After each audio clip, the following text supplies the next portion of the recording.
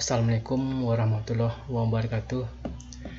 Baik, berjumpa kembali kita di mata pelajaran PPKN kelas 7 SMP atau MTS di kelas 1 atau semester ganjil. Alangkah baiknya sebelum kita membahas materi ini, alangkah baiknya kita berdoa terlebih dahulu menurut agama dan kepercayaan kita masing-masing. Berdoa mulai. Baik, materi kita kali ini yaitu perumusan dan penetapan Pancasila sebagai dasar negara. Baik,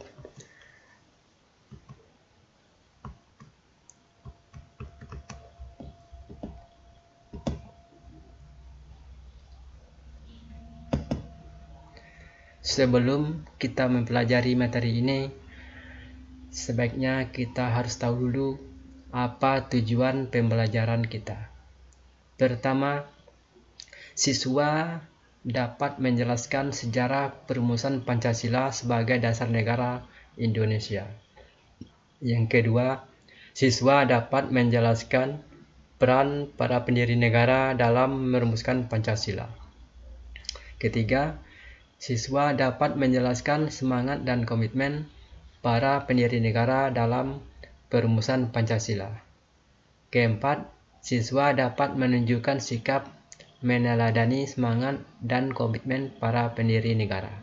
Nah, karakter siswa yang diharapkan di sini adalah pertama, cinta tanah air, kreatif, mandiri, dan semangat kebangsaan.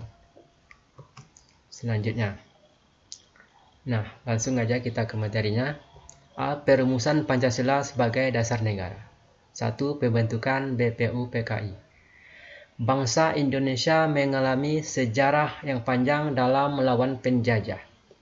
Kita pernah mengalami penderitaan ketika dijajah oleh Belanda.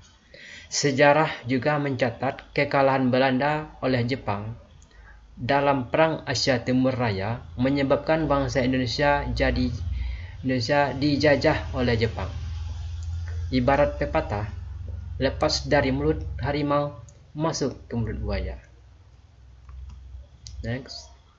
Nah, penderitaan akibat pelaksanaan kebijakan tentara Jepang terhadap bangsa Indonesia yaitu: pertama, pelaksanaan kerja paksa atau dikenal dengan kerja rodi.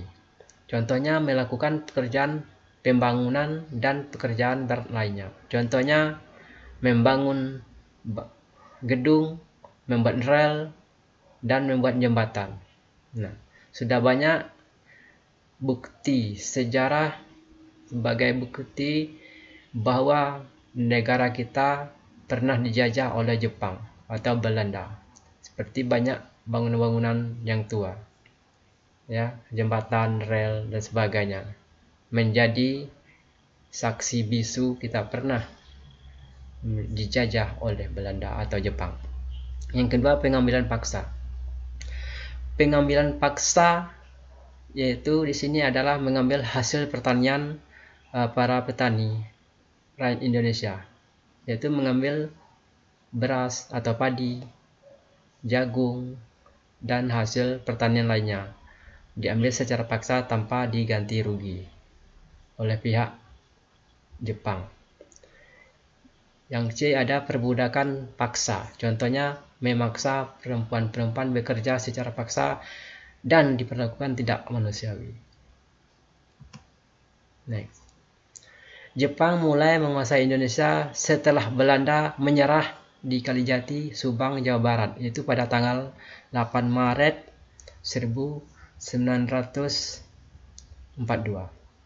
Kedatangan Jepang semula disangka baik oleh bangsa Indonesia.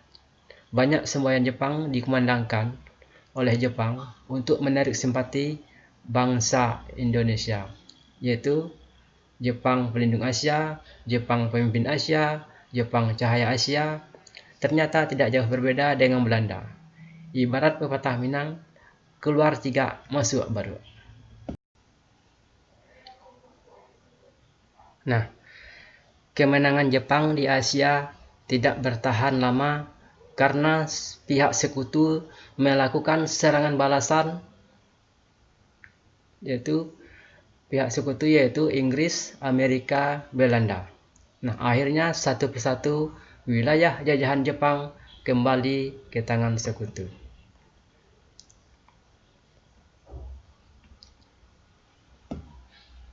Next. Melihat hal itu, pada peringatan pembangunan Jawa Baru tanggal 1 Maret 1945, Jepang mengumumkan pembentukan Dokurit Zunbi Tyosakai. Itu bahasa Jepang.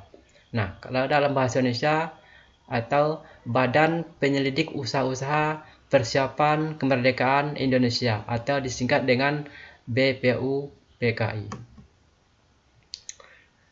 Janji Jepang membentuk BPUPKI direalisasikan, yaitu pada tanggal 29 April 1945, bertepatan dengan ulang tahun Kaisar Hirohito, secara resmi dilantik oleh Jepang. Kaisar Hirohito ini adalah jenderal tertinggi Jepang waktu itu. Dengan jumlah anggota 62 orang yang terdiri dari tokoh-tokoh Indonesia dan 7 orang dari tokoh Jepang. Susunan BPUKI. Nah, susunannya sebagai berikut. Ketuanya adalah Dr. KRT Rajiman Wedyo-Diningrat. Wakilnya ada 2, 1 Ichibangase Yoshio dari Jepang dan RP Suroso dari Indonesia. Nah, BPUPKI ini mengadakan sidang sebanyak 2 kali sidang resmi. Pertama tanggal 29 Mei sampai 1 Juni 1945 membahas tentang dasar negara. Yang kedua tanggal 10 sampai 17 Juli 1945 membahas rancangan Undang-Undang Dasar. Pada pelaksanaan sidang tidak resmi hanya dihadiri oleh 38 orang. Berlangsung di masa reses antara sidang pertama dan kedua. Tujuannya membahas rancangan pembukaan Undang-Undang Dasar 1945 dipimpin oleh anggota BPUPKI yaitu Insinyur Soekarno di gedung Choi Sang-in, yaitu sekarang disebut dengan Gedung Pancasila.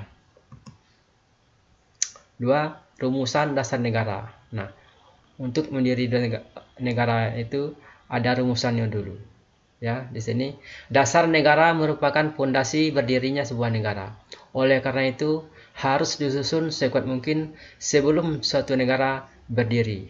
Nah, sama dengan kita membuat rumah, harus bikin fondasi yang kuat dulu agar tidak mudah roboh.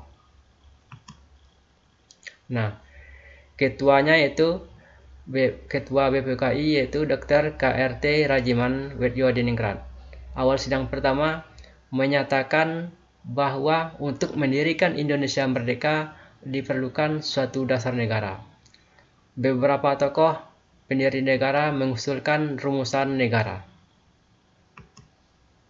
Yaitu pertama ada Muhammad Yamin mengusulkan secara lisan 5 dasar bagi negara Indonesia. Pertama, peri kebangsaan, peri kemanusiaan, peri ketuhanan, peri kerakyatan, kesejahteraan sosial. Nah, setelah selesai pidato, Muhammad Yamin menyampaikan konsep dasar kepada ketua sidang, berbeda dengan isi pidatonya.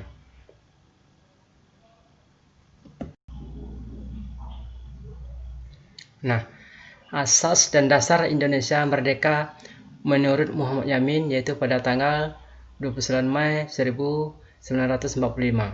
Yang pertama ada ketuhanan yang Maha Esa, kebangsaan persatuan Indonesia, rasa kemanusiaan yang adil dan beradab, 4 kerakyatan yang dipimpin oleh hikmat kebijaksanaan dalam permusyawaratan perwakilan.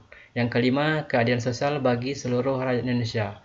Yang kedua ada Supomo, itu pada tanggal 31 Mei 1945. Itu pertama ada persatuan, kekeluargaan, keseimbangan lahir dan batin, musyawarah, serta yang terakhir adalah keadilan rakyat.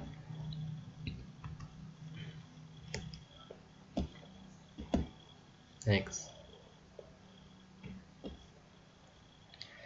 Yang ketiga ada Soekarno, yaitu pada tanggal 1 Juni 1945. Yang pertama ada kebangsaan Indonesia, Yang kedua, internasionalisme atau peri kemanusiaan. Yang ketiga, mufakat atau demokrasi. Keempat, kesejahteraan sosial. Yang kelima, ketuhanan yang berkebudayaan. Nah, Ketua BPU-PKI membentuk panitia kecil. Tujuannya untuk mengumpulkan usulan para anggota untuk dibahas pada sidang berikutnya. Nah, anggota ini ada 8, yaitu pertama, Insinyur Soekarno sebagai ketua. Yang kedua, Ki Bagus Hadikusumo anggota, Kiai Haji Wahid, Kiai Haji Wahid Hasyim, Mr. Muhammad Yamin, Sutarjo Karto Hadikusumo, A.A. Maramis, Otto Iskandar Nyata, dan terakhir Dr. Hanus Muhammad Atta. Mereka adalah anggotanya, ketuanya Soekarno. Nah, panitia kecil ini mengadakan pertemuan, memasukkan usulan-usulan yang telah dikumpulkan. Pertama, meminta Indonesia merdeka selekas-lekasnya. Yang kedua, dasar negara. Ketiga, mengenai soal unifikasi dan federasi. Yang keempat, bentuk negara dan kepala negara. 5, warga negara. 6, mengenai daerah. 7, agama dan negara. 8, mengenai pembelaan. Terakhir, soal keuangan. Sesudah sidang Cusang Sangiin, panitia kecil mengadakan rapat dengan 38 anggota BPU-PKI di kantor besar Hokokai. Pertemuan tersebut membentuk lagi panitia kecil. Nah, diketuai lagi oleh Soekarno. Di sini ada 2 golongan. Pertama, ada golongan kebangsaan dan golongan Islam. Golongan kebangsaan diwakilkan oleh Muhammad Hatta, Muhammad Yamin, A.A. Maramis, Mr. Ahmad Subarjo. Dan dari golongan Islam, Kiai Haji Wahid Hasyim, Kahar Muzakir, Haji Agus Salim, R. Abi Kusno, Jokro Sujoso. Nah, panitia ini dikenal dengan sebutan Panitia 9 karena anggotanya ada 9. Selanjutnya, panitia ini mengadakan rapat di rumah kediaman Insinyur Soekarno di Jalan Pengasaan Timur nomor 56, Jakarta. Pada tanggal 22 Juni 1945, Panitia 9 mencapai persetujuan atau kesepakatan tentang rancangan Undang-Undang Dasar. Rapat berlangsung secara alot karena perbedaan dasar negara, terutama soal agama dan negara. Nah, yaitu dari Soekarno, rancangan dasar ini diberi nama Mukadimah. Mr. Yamin dinama Piagam Jakarta. Sukiman Wirjo Sanjojo disebut dengan Gentleman Agreement. Nah, sehingga disepakati rumusan konsep dasar negara. Naskah ini banyak dimiliki bersamaan dengan pembukaan Undang-Undang Dasar 1945. Adapun bunyi naskah Mukadimah Negara sebagai berikut, yaitu sama dengan bunyi Undang-Undang Dasar yang sekarang ini secara pembukaan itu.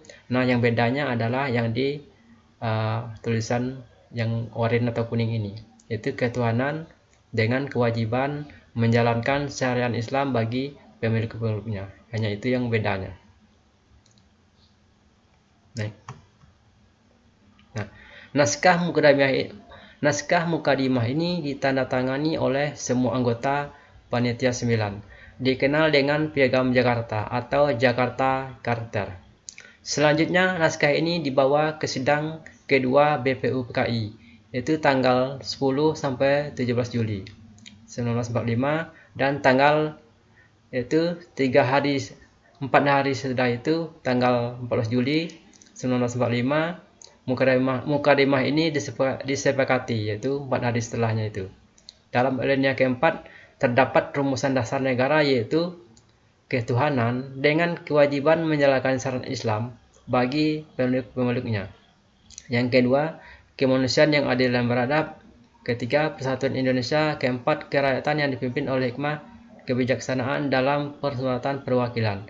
Terakhir, keadilan sosial bagi seluruh rakyat Indonesia. Dalam sidang PPKI tanggal 18 Agustus 1945, naskah Piagam Jakarta mengalami perubahan, yaitu sila pertama. semulanya berbunyi ketuhanan dengan kewajiban menjalankan syariat Islam bagi pemeluk-pemeluknya diubah menjadi ketuhanan yang Maha Esa. Nah, kenapa diubah? Latar belakang perubahan ini menurut Muhammad Hatta bermula datangnya ada utusan Ofsir atau Kaigun Angkatan Laut Jepang bahwa wakil-wakil Protestan dan Katolik, Protestan itu maksudnya agama ya, agama Protestan dan agama Katolik, merasa keberatan dengan bagian kalimat tersebut. Terhadap keberatan tersebut, sebelum sidang PPKI dimulai, Muhammad Hatta mengajak Kiai Haji Wahid Hasim, Mr. Kasman, Singo di Mejo, dan Mr. Teguh Muhammad Hasan mengadakan rapat pendahuluan supaya tidak terpecah sebagai bangsa. Kemudian mereka sepakat untuk menghilangkan kalimat tersebut dan menggantikan dengan ketuhanan yang Maha Esa. Dengan demikian, rumusan tersebut diubah menjadi: pertama, ketuhanan yang Maha Esa; yang kedua, kemanusiaan yang adil dan beradab; ketiga, persatuan Indonesia; keempat, kerakyatan yang dipimpin oleh hikmat, kebijaksanaan dalam persekutuan perwakilan; dan kelima, keadilan sosial bagi seluruh rakyat Indonesia. Nah, itulah panjangnya proses pembentukan perumusan dasar negara. Nah, sampai saat sekarang Pancasila ini masih kita pakai. Nah, demikianlah pembahasan kali ini. Semoga bermanfaat buat kita semua. Saya akhiri. Assalamualaikum warahmatullahi wabarakatuh.